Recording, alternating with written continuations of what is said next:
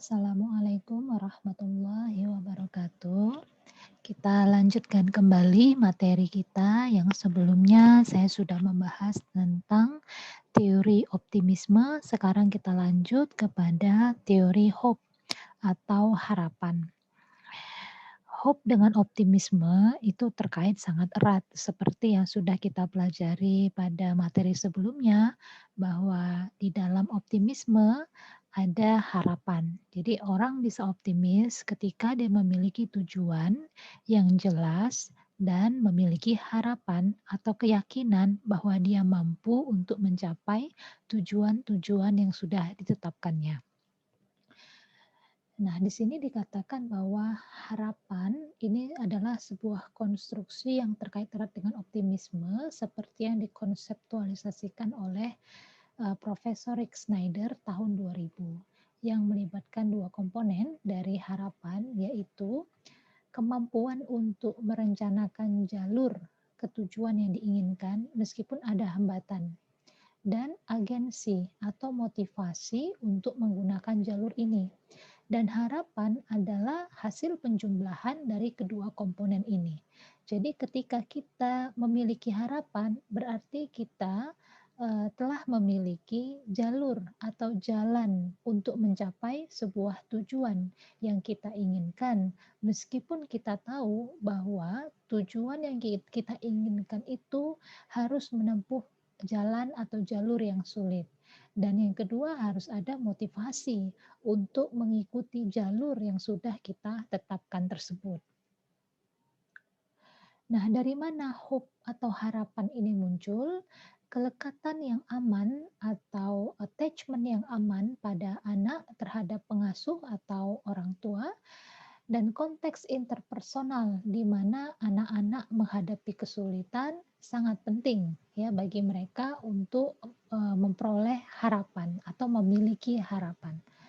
Anak-anak yang terikat erat dengan orang tua atau pengasuh mereka dan mereka diberikan dukungan sosial yang memadai untuk mengatasi kesulitan ya, dalam menghadapi tantangan-tantangan ketika mereka melalui jalur yang tadi sudah saya sampaikan untuk mencapai tujuan.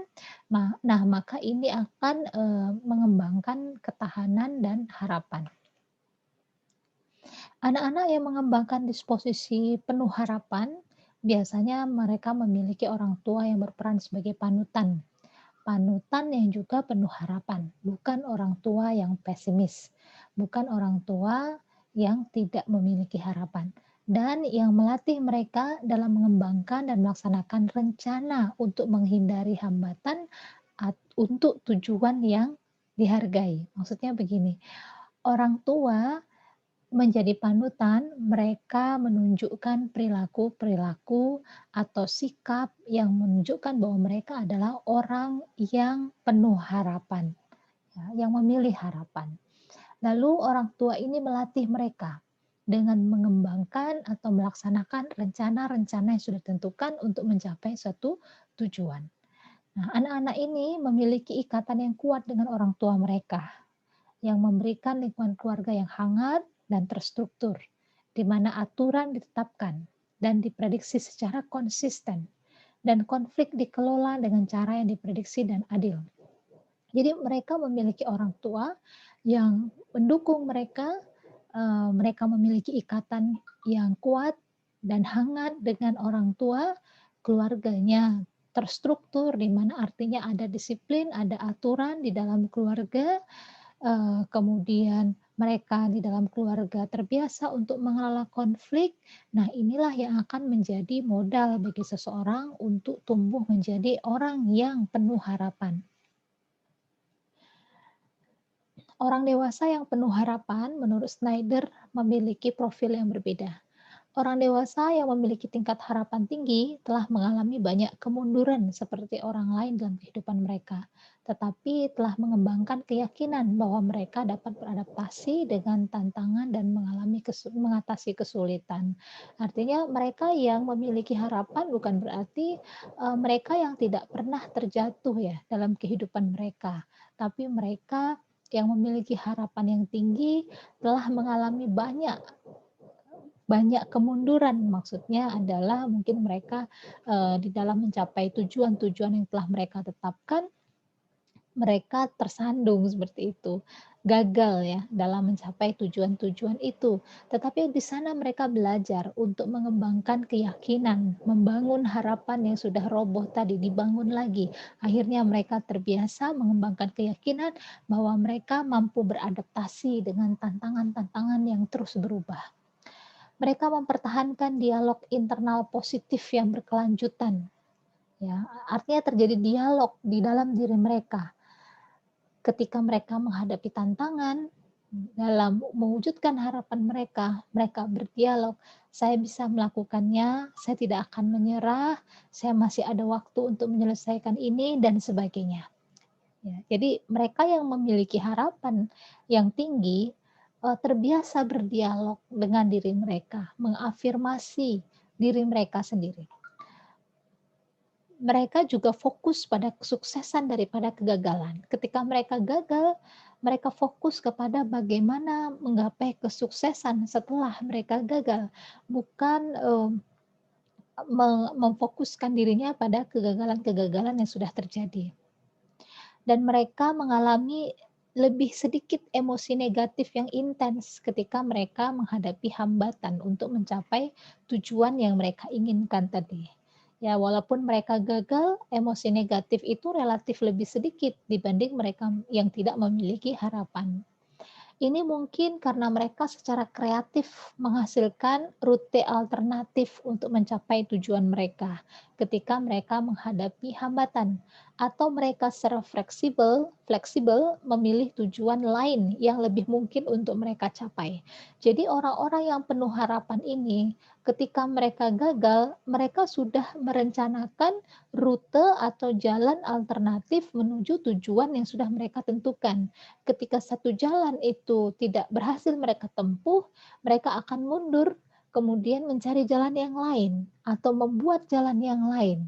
Atau mereka juga secara fleksibel dapat mengubah tujuan mereka, sehingga mereka masih memiliki harapan-harapan tadi.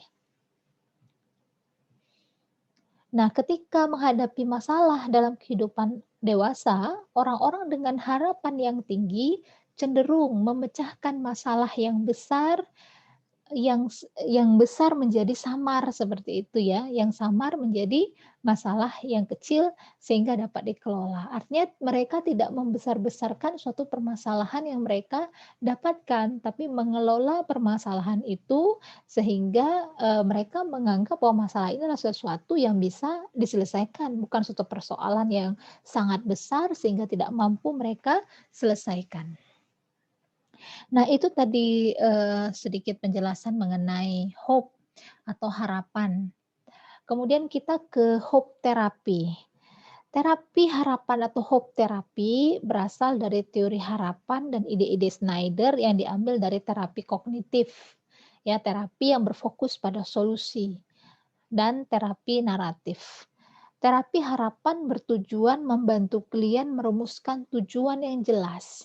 Jadi orang-orang yang datang ke psikolog tidak memiliki harapan atau putus asa, maka terapinya adalah mereka diajak untuk merumuskan suatu tujuan yang jelas, menghasilkan banyak jalur. Jadi kalau seandainya mereka gagal dalam suatu tujuan, maka mereka diajak untuk merumuskan tujuan lain atau merumuskan jalan lain untuk mencapai tujuan yang tadi, serta memotivasi diri untuk mengejar tujuan mereka dan membingkai ulang hambatan sebagai tantangan.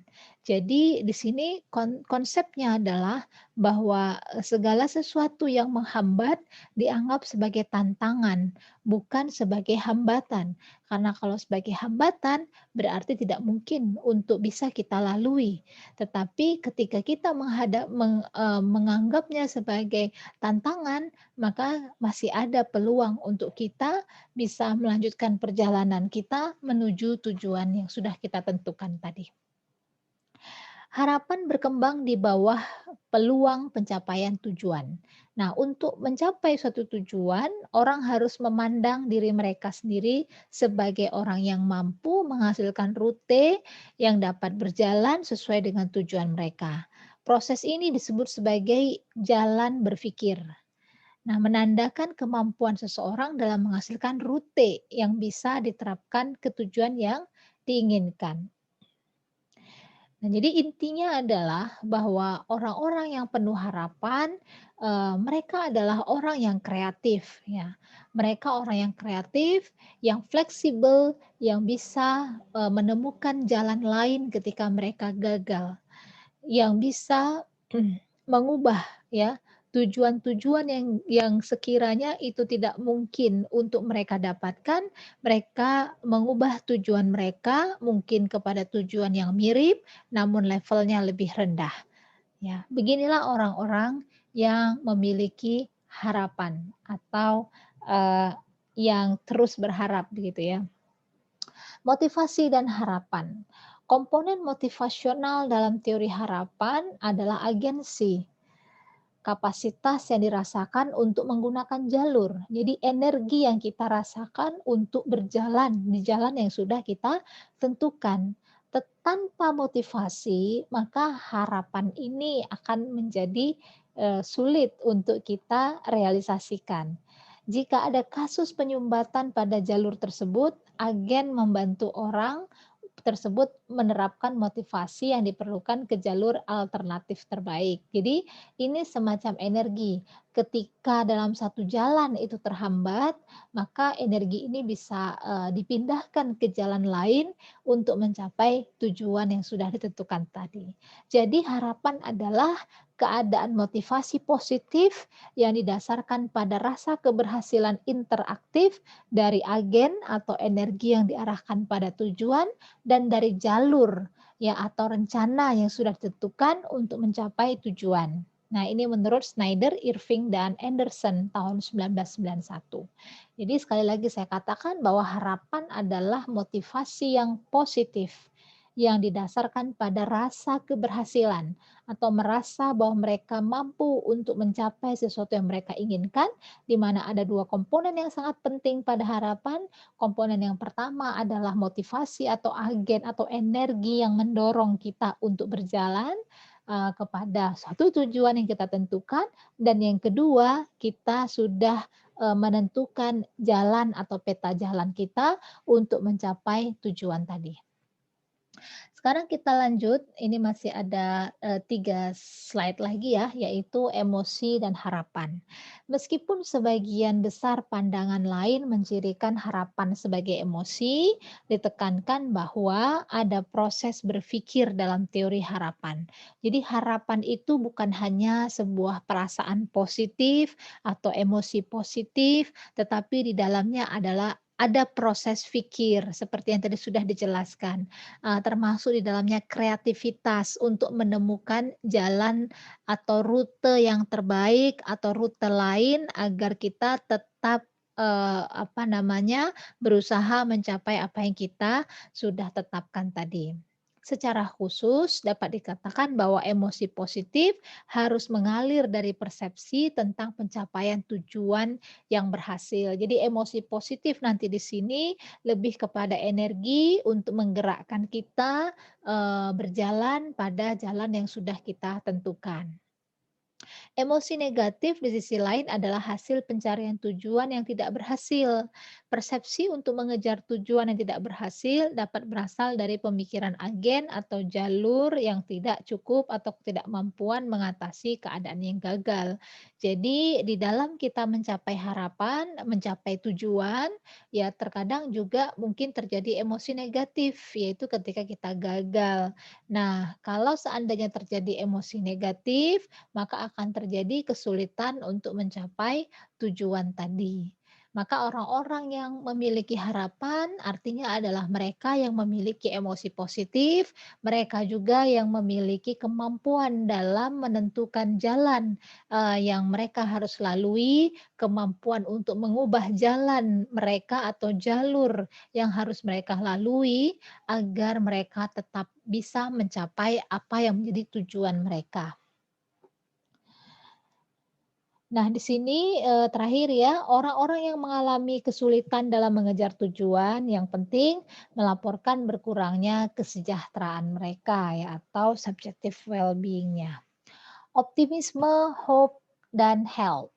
Optimisme dan hope ini berkorelasi secara, negatif dengan ukuran psikopatologi secara umum dan depresi.